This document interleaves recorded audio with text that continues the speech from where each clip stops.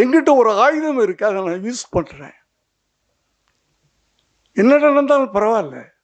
நான் எந்த கட்சியும் கிடையாது இன்னைக்கு வரைக்கும். இப்போ வேணா இருக்கலாம், ஒரு கட்சியில் சேர்ந்துட்டேன் நான்.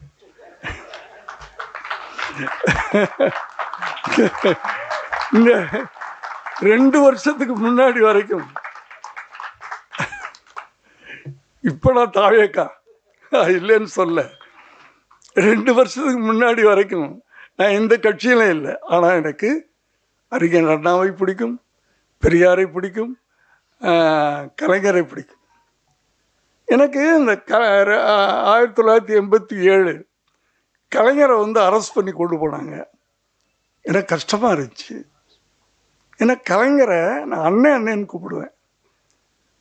என் அண்ணனை அரெஸ்ட் பண்ணிட்டு போகிறாங்க, கஷ்டமாக இருந்துச்சு. 3வது நாள் கலைஞரின் நீதிக்கு தண்டனைன்னு கதை நான் விளம்பரம் கொடுக்குறேன்.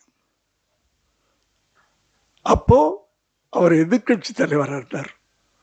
எம்ஜிஆர்ன்ற ஒரு பவர்ஃபுல் பவர் ஆண்டுகிட்டு இருக்கு. கலைஞரின் நீதிக்கு தண்டனைன்னு தந்தியில் நீங்களாம் அந்த ஜென்ரேஷன் பார்த்துருப்பீங்கன்னு நினைக்கிறேன். ஃபுல் பேஜ் விளம்பரம். ராதிகாவை தூணில் நிற்க வச்சு கலைஞரை ஜெயிலுக்குள்ளே போட்டு கலைஞரின் நீதிக்கு தண்டனைன்னு படம் எடுக்கிறேன். ரிலீஸ் ஆகுது.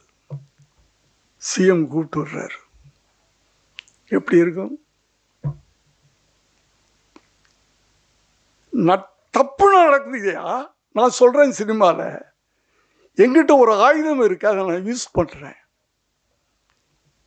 என்ன நடந்தாலும் பரவாயில்ல.